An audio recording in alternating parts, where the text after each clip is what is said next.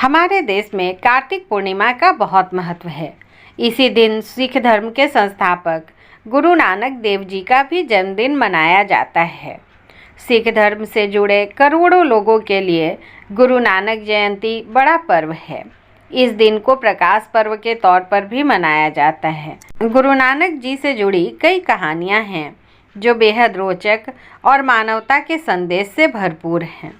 गुरु नानक देव जी के बचपन की एक कहानी के अनुसार एक दिन वे किसी दूसरे मोहल्ले में चले गए। एक घर के बरामदे में महिला बैठी थी और रो रही थी। नानक देव जी ने उनसे रोने का कारण पूछा। महिला की गोद में एक नवजात बच्चा था। महिला ने रोते हुए कहा, ये मेरा बेटा है, मैं इसके नसीब पर रो रही हूँ। कहीं और जन्म लेता तो कुछ दिन जिंदा रह लेता। इसने मेरे घर जन्म लिया और यह अब मर जाएगा। नानक ने पूछा, किसने कहा कि ये मर जाएगा? महिला ने जवाब दिया कि अब से पहले उसके जितने बच्चे हुए कोई नहीं बचा।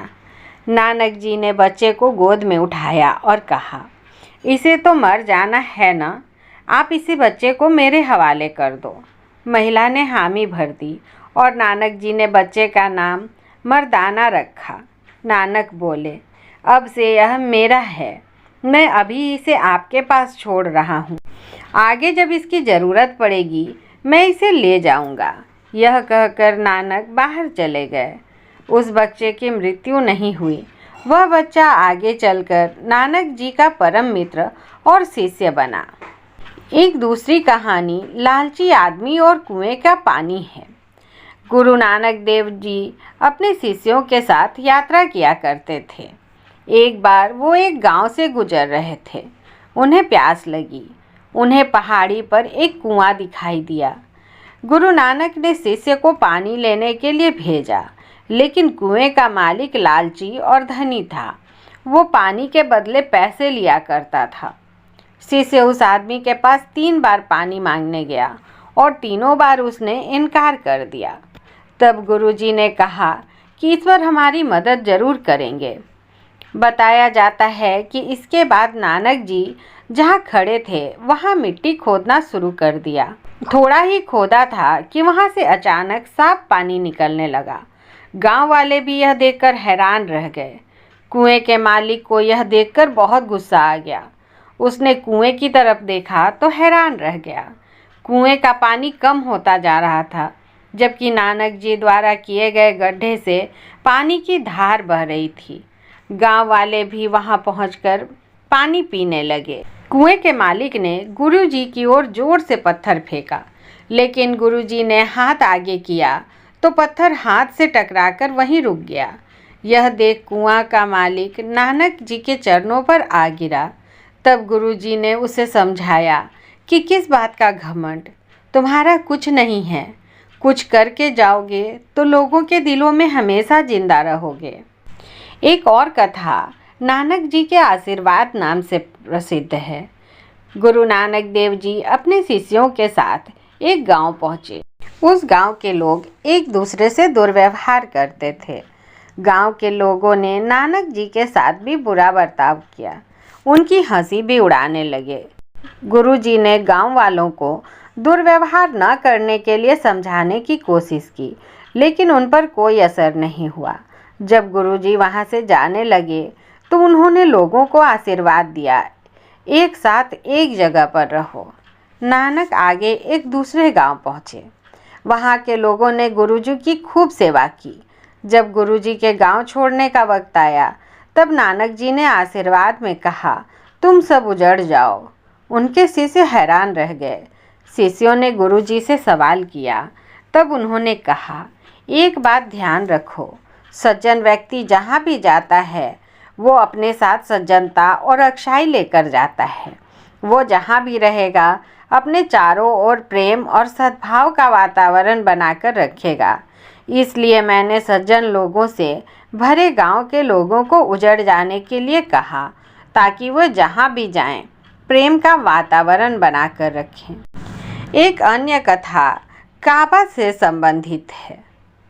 धर्म प्रचार और समाज के बुराइयों को दूर करने के लिए नानक देव विदेशों की भी यात्रा करते थे। ऐसे में एक दिन वह मक्का भी पहुँचे। दिन भर घूमने के कारण नानक देव थक गए थे, लिहाजा वे सो गए।